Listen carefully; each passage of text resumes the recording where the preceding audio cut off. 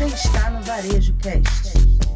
Este episódio do Varejo Cast é patrocinado por Alter Vision, OneBit.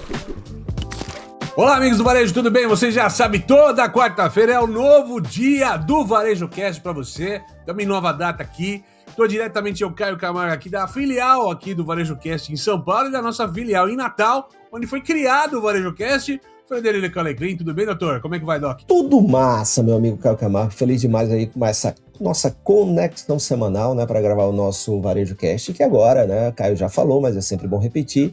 Todas as quartas-feiras, de manhã cedinho, pipoca um novo episódio para você, gravado com todo o carinho de curadoria, de pesquisa que a gente tem aqui para trazer para vocês o que tem de novo ou as pendências que são importantes porque elas estão por aí e podem virar urgências, né, cara? Exatamente. E essa semana não vamos ter a tua participação, você, nosso ouvinte, nosso Varejo Caster, aqui, porque a gente tá gravando sequenciado por um bom motivo, né, Fred?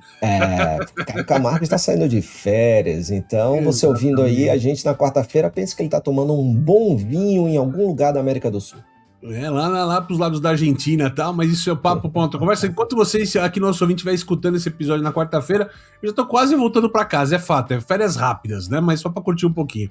Então não temos os recados para o que é dessa semana, mas vamos lá, no próximo episódio a gente promete ler tanto do episódio anterior como da olha, vou ter que lembrar como é que fala, cosmeticorexia, difícil lembrar esse nome, cara, né, e também do tema dessa semana, cara, que a gente sempre, como o Varejo Cast, sempre tá antecipando os temas, e dessa vez a gente tá trazendo um tema que já tá um pouco no noticiário tradicional aqui, as pessoas já estão comentando sobre isso, Fred, que são os sites de dopamina, meu amigo. Dá só uma olhada nesse tema. Rapaz, e assim, quando você propôs o tema, eu fui dar uma olhada e né, você preparou essa pesquisa pra gente.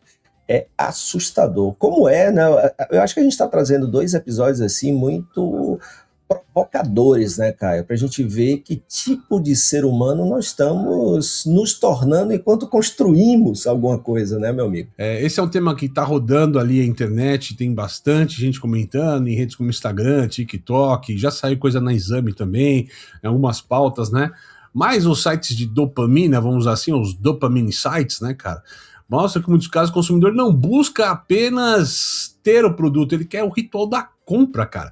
A escolha, simulação, antecipação, carrinho cheio, pedido a caminho, mesmo que nada, Fred, seja entregue. Como assim eu vou comprar e não vou entregar, meu amigo?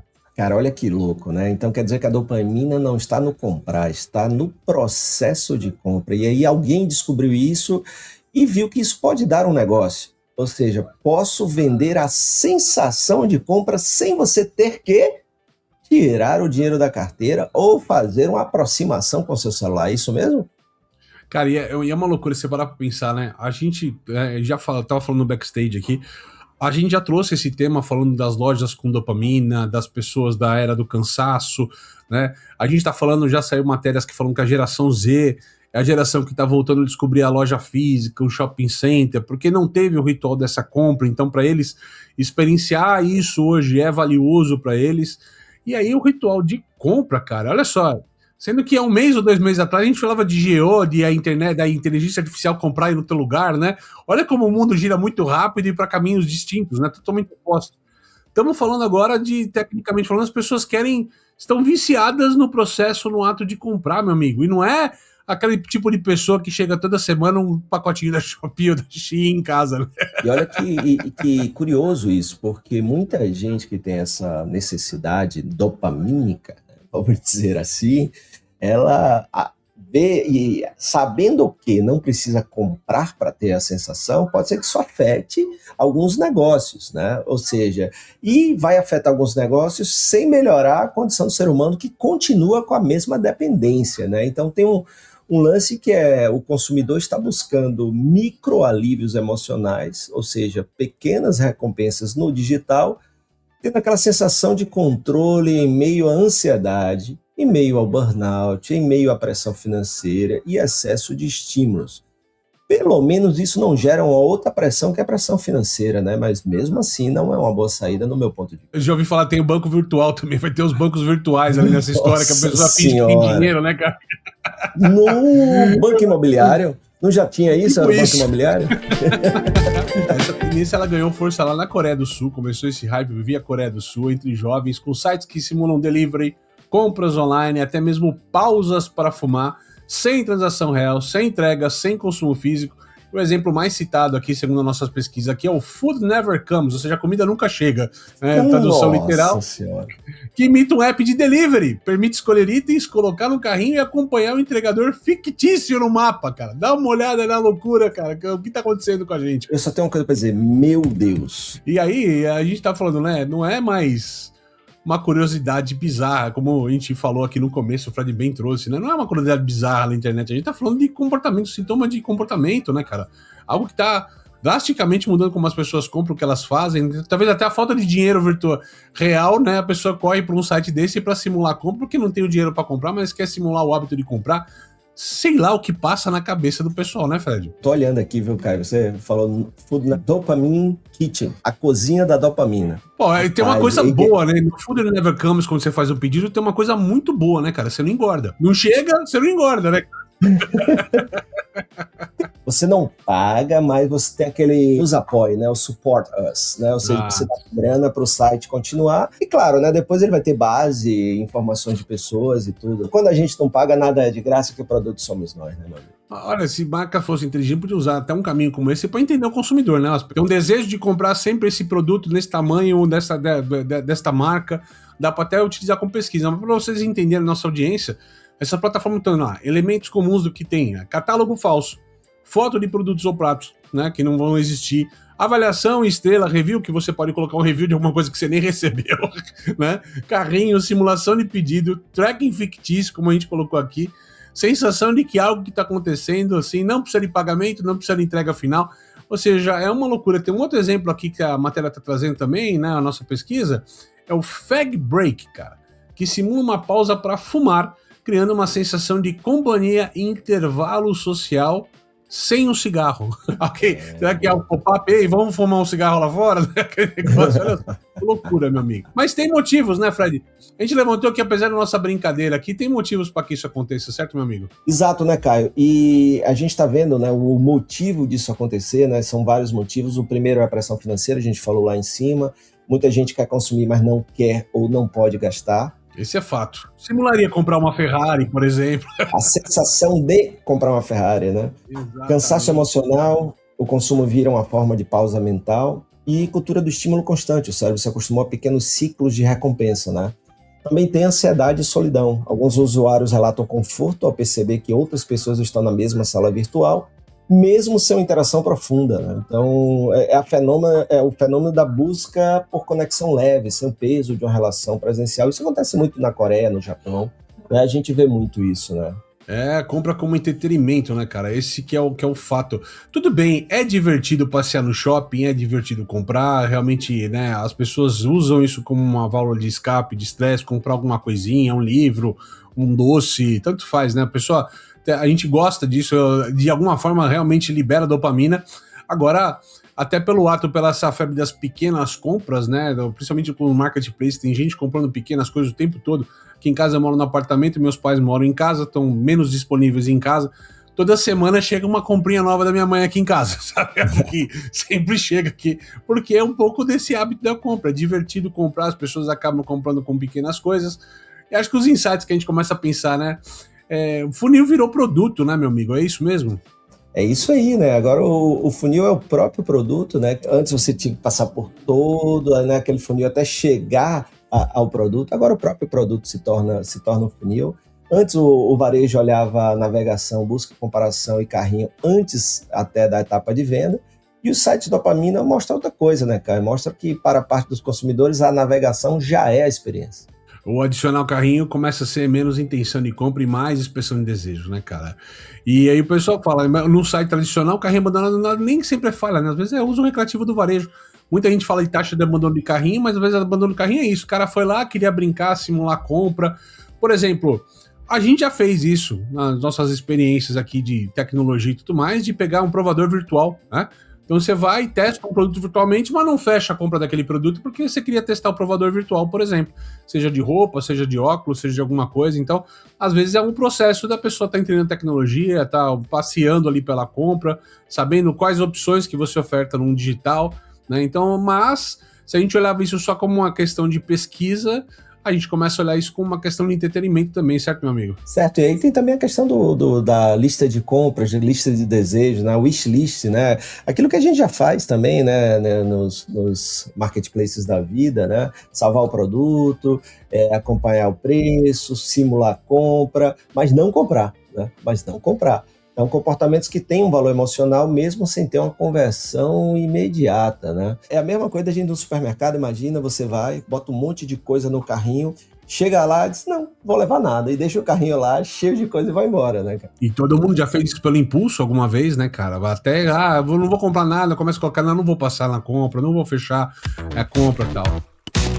A startup israelense OneBit possui uma tecnologia de gestão de estoques que alia Big Data e inteligência artificial para garantir um estoque mais enxuto e oferecer uma redução de até 70% nas rupturas de vendas. Isso é possível porque o seu sistema de otimização de supply chain possui algoritmos que monitoram o comportamento do consumidor nas lojas e no e-commerce e realiza predições sobre quantos e quais itens devem ser entregues em quais lojas. Saiba mais no link que está na nossa descrição. Qual é o seu maior desafio para performar mais nas suas lojas? Aumentar o fluxo, diminuir a ruptura ou contratar mais? A Alter Vision cruza o fluxo da sua câmera com o seu ERP para responder isso no seu WhatsApp. Seu time passa a ter um copiloto.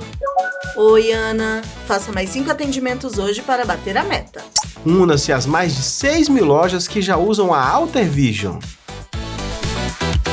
A gente começa a aterrissar esse episódio aqui do Varejo Cast falando que talvez o produto seja só desculpa, né, Fred? O que muita gente quer de verdade é o prazer de escolher, certo, meu amigo? Certo. Outra coisa importante para a gente refletir, né, cara, é que o varejo sempre tentou reduzir o atrito, a fricção, os problemas. Agora talvez precise entender qual fricção faz parte do prazer e qual mata a venda. Ou seja, tem fricções que devem permanecer ali, né, cara? Exato, lembrando que nem todo clique é uma intenção de compra, como a gente já falou aqui, né? Nem todo carrinho é uma quase venda, nem toda navegação é jornada de compra. Às vezes é puro entretenimento, meu amigo. E como isso deve afetar as pesquisas de comportamento de consumidor, hein, Caio? Imagina. E a velocidade, eu acho que a gente, pro nosso amigo varejista que tá nos escutando, né? Toda semana a gente tem esse hábito de trazer aqui as tendências, mas a velocidade é surpreendente até mesmo a gente que tá pesquisando, né? Sim. Como a gente vai para um caminho, vai para outro depois de 2 meses, e não é uma questão de modismo, pessoal. Quando a gente tá trazendo para vocês, a gente tá vendo coisas que já estão acontecendo na sociedade, ou seja, para chegar na notícia,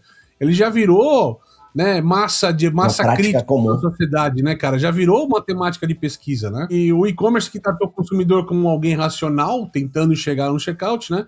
Esses sites mostram que o consumidor é emocional tentando regular o próprio humor, cara. Então, talvez para consumidores que não usem tanto loja física, são extremamente digitais, né, cara?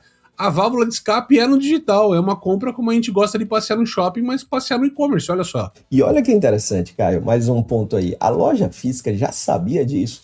Muita gente entra para olhar, passear, se imagina usando algo, e o digital está apenas copiando esse comportamento com outra interface. Ou seja, agora a gente tem o... Tô só dando uma olhadinha no digital também. Mas tem que ser no digital. E olha que a gente fala de dar uma olhadinha faz tempo, que não existe tudo mais. Velho? Esse eu acho que é um pensamento bacana, né? Embora a gente fale de sites aqui, a gente começa o episódio falando para vocês do que as notícias têm trazido, né?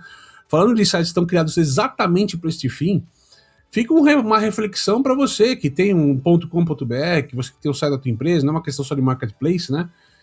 A gente olha a jornada como uma jornada sempre aquela fricção zero. Aquela questão de, olha, depois que o cara escolheu, tem que 2 cliques, 1 clique e comprar. Mas às vezes não é só isso. Esse processo de escolha de produto, de jornada, ele também é uma parte do entretenimento, algo que faz o cara voltar no teu site e, porventura, talvez em algum outro momento comprar, se não comprou aquela vez, né, Fred? E pra gente caminhar agora pro final do episódio, né, que é muito interessante, inclusive, eu espero que você esteja gostando desse tema, vamos alguns possíveis aprendizados aqui para nossos varejistas, né? Primeiro é que não basta colocar o produto no site, é preciso criar contexto. Isso a gente vem falando desde janeiro, né, com o agêntico, né, e a agêntica e tudo, né, isso já é um ponto, né?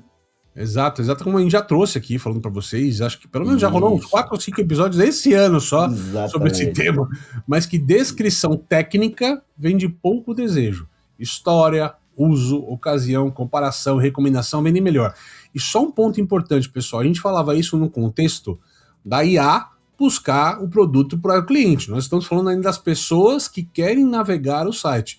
Aqui a IA é influência zero. É o contexto, mas as pessoas buscando o contexto no teu site, certo, Fred? Certíssimo. A lista de compras pode ser ferramenta de relacionamento, não apenas uma função escondida. E isso é muito interessante, né? Que muita gente não dá valor a essa lista de compras, né? Assim, que eu conheço que trabalha muito bem isso é a Amazon, né? A Amazon trabalha bem lista de compra, lista de desejo, lista compartilhada. O Mercado Livre também, o Shopee ficam te perseguindo. E assim, ó, carrinho abandonado pode virar conversa, pode virar curadoria, pode virar lembrete, pode virar conteúdo. Então, assim, não é apenas um indicador de falha de operação, tá? Então começa a encarar isso de outra maneira no teu site. Certo, meu amigo? Certo, e o consumidor ele precisa se imaginar usando, recebendo, presenteando, decorando, vestindo ou resolvendo algo, ou seja, que essa jornada faça com que ele se imagine como se ele já estivesse com o produto, presenteando, comprando, usando, etc. Exato, ó. Então se a gente falou esses dopamine sites aqui, ó, parece uma brincadeira, mas estão revelando aqui algo muito mais profundo. O consumidor digital deixou de ser apenas compra, cara. Virou ritual, virou educação, virou recompensa, virou regulação emocional, certo, meu amigo? E aí é aí que o digital mais se aproximou. A gente falava muito do físico emular o digital, e depois não, o físico tem que ser físico porque é experiência. E agora o digital está tentando, né? Tentando não, o comportamento do consumidor está levando o digital para funcionar também nesta característica, né, de imaginação, de dopamina, de fazer como emular o físico, né? Então, para o varejo, a pergunta não deve ser assim, criar lojas falsas, né? Não é isso, não é sobre isso. A pergunta mais importante é que parte da experiência do seu e-commerce já gera desejo antes da venda. Perfeito. Então fica a dica para você, ó, talvez a próxima grande disputa do varejo digital não vai ser apenas preço, como a gente olha tantos marketplaces brigando nessa questão, que é o frete ou prazo.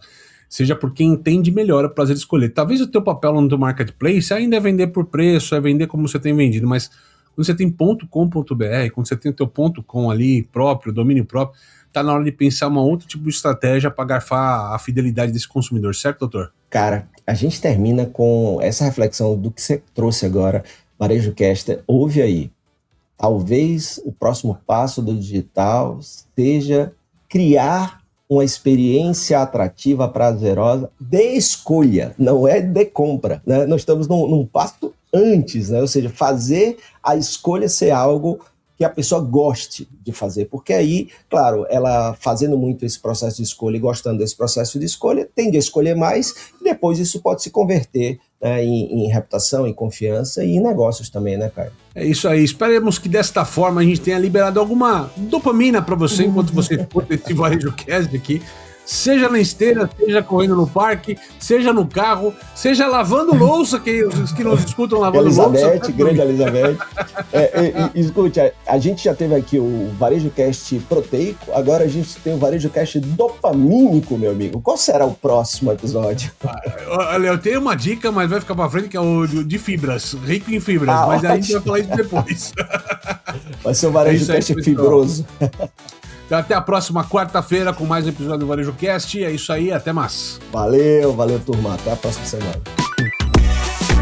Você assistiu Varejo Cast. Saiba mais sobre o Varejo Cast e nossos patrocinadores acessando os links na descrição deste episódio. Seja você também um dos nossos patrocinadores. Entre em contato com o nosso departamento comercial. Tem link aí na legenda. Este Varejo Cast foi editado por Yannis Maciel.